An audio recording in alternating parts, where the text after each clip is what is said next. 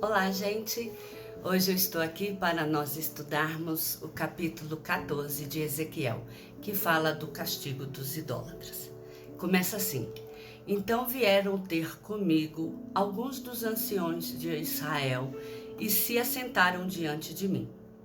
E disse o Senhor: Filho do homem, estes homens levantaram seus ídolos dentro do seu coração, tropeço para a iniquidade que sempre tem eles diante de si. Acaso permitirei que eles me interroguem?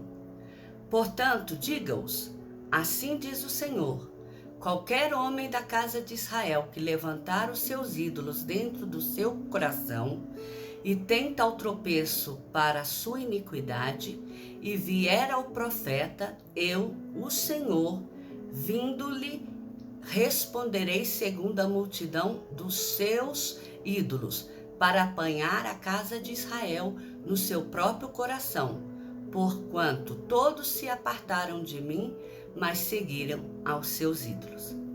Aqui está falando que os anciões que chegaram perto de Ezequiel para indagar a ele sobre essas visões, sobre essas promessas, essas palavras que Deus tem feito. Se eles quiserem questionar e ainda levantar o assunto sobre os ídolos que eles servem, trazendo para junto de Ezequiel as suas iniquidades, querendo manter os ensinamentos dele a respeito dos ídolos, estes serão tratados conforme eles têm tratado os ídolos. Eles serão punidos conforme eles têm feito com a casa de Israel. Porque eles se apartaram de Deus e passaram a seguir os seus ídolos. E como é que esses ídolos tratavam as pessoas? Que tipo de punição elas impunham às pessoas que eram consideradas pecadoras por eles? Que tipos de cobranças que eles faziam dos povos que os adoravam?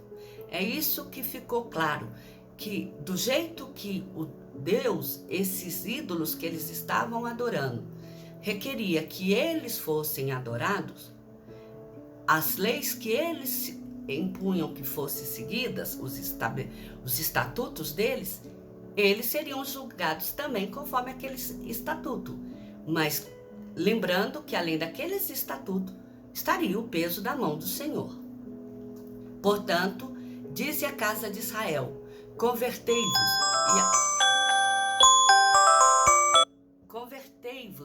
e apartai-vos dos vossos ídolos e dai as costas a todas as vossas abominações.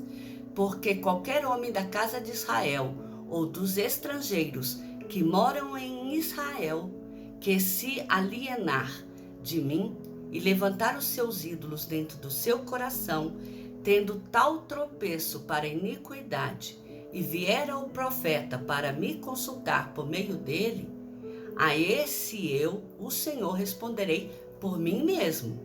Voltarei o meu rosto contra tal homem, e farei sinal e provérbios, e eliminá-lo-ei do meio do meu povo, e sabereis que eu sou o Senhor. Mais uma vez o Senhor reafirma que não é para as pessoas se achegarem a Ezequiel e querer com que ele passe a tratar a casa de Israel, passe a tratar o povo conforme os ídolos que eles têm adorado, mas que eles mudem a profecia, que eles mudem a revelação que o Senhor tem dado, mas que seja compassivo com eles. Aqui o Senhor está mostrando que não vai ser compassivo. Pelo contrário, o Senhor os eliminará do meio do seu povo.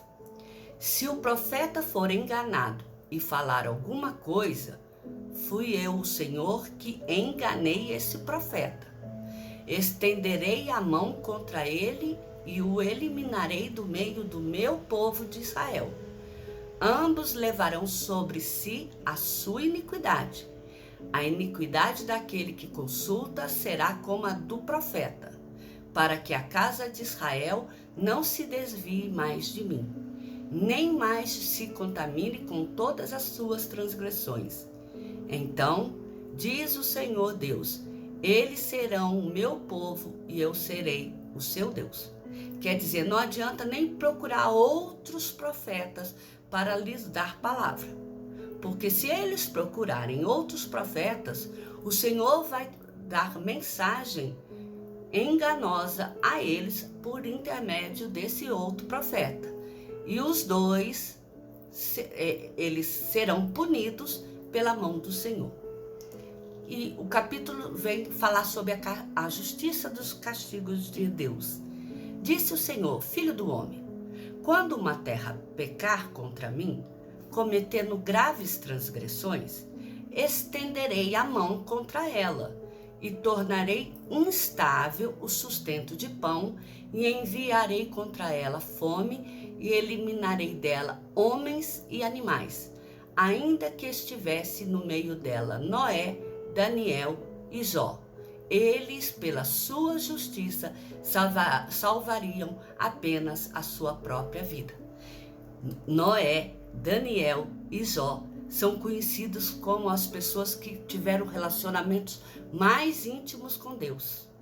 Tão íntimos, que eles conversavam com Deus. Eles expunham seu coração, Deus parava, Deus atentava ao que eles ouviam. O que eles não entendiam, Deus ensinava, Deus orientava, Deus mantinha diálogos constantes com esses três, Noé, Daniel e Jó. Se Deus mostra que mesmo se fosse Noé, Daniel e Jó, Deus trataria com justiça e salvaria apenas a vida deles e não salvaria a de mais ninguém que pecar contra o filho, contra ele, imagine como é que esse povo ainda tem capacidade de querer questionar a Deus. E uma vez que fala que vai matar de fome e eliminará dela homens e animais, é porque os homens que eram responsáveis por manter o comércio, a comida dentro daquela cidade. E os animais que era a fonte de alimento. Se eu fizer passar pela terra bestas feras e elas a assolarem, que fique assolada e ninguém possa passar por ela por causa das feras, tão certo como eu vivo. Ainda que esses 3 homens estivessem no meio dela, não salvariam seus filhos e filhas. Só eles seriam salvos e a terra assolada.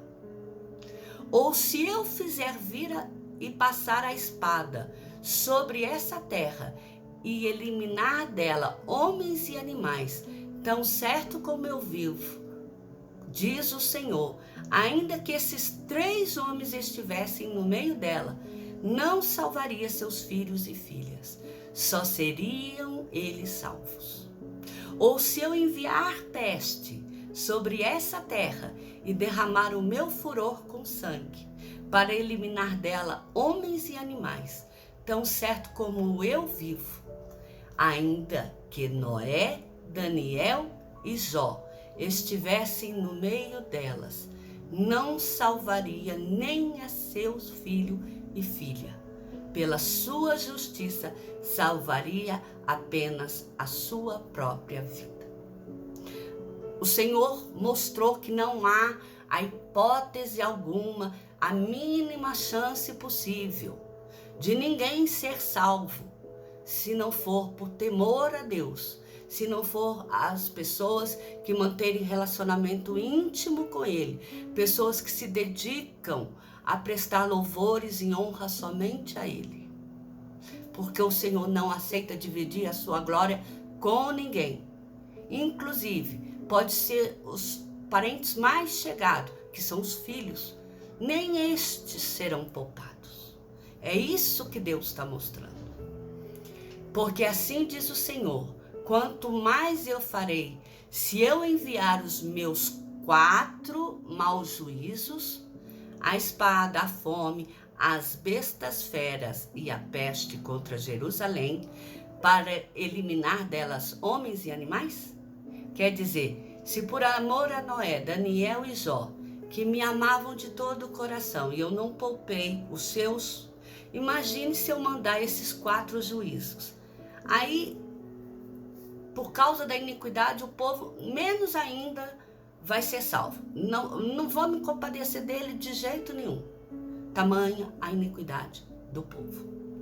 Mas eis que alguns restarão, e seus filhos e filhas, e eles virão a vós, e vereis o seu caminho e os seus feitos, e ficareis consolados do mal que fiz vir sobre Jerusalém, e vos consolarão quando virdes o seu caminho e os seus feitos, e sabereis que não foi sem motivo tudo quanto fiz.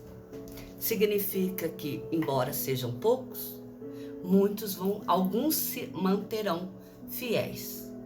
E esses, diante da sua fidelidade com Deus, diante do temor da palavra do Senhor, de todo o ensinamento que eles receberam, que foi apregoado a eles, desde os seus pais na antiguidade, eles serão consolados com o mal que virá sobre Jerusalém. E mais ainda, eles se consolarão quando virdes que o caminho deles e os seus feitos foram feitos diante de Deus, foram feitos com temor diante do Senhor, que o Senhor se agradou do que eles fizeram. E eles verão que o que eles fizeram não foi sem motivo, que foi para uma justa causa, porque aquilo que Deus promete, Deus cumpre. Se Deus prometeu que vai te fazer o bem, se você andar segundo as palavras do Senhor, o Senhor vai fazer o bem. Mas se o Senhor disser que Ele vai te castigar, se você não cumprir as palavras dEle, pode ter certeza que o Senhor vai castigar. E não é porque Deus tem prazer em castigar, mas é porque Deus tem compromisso com a sua palavra. Deus não é Deus para dizer algo e dizer, né? Para cancelar o que disse, simplesmente para nos agradar. As palavras do Senhor, elas são eternas. Que Deus abençoe e eu espero vocês para uma próxima live. Fique com Deus. Amém?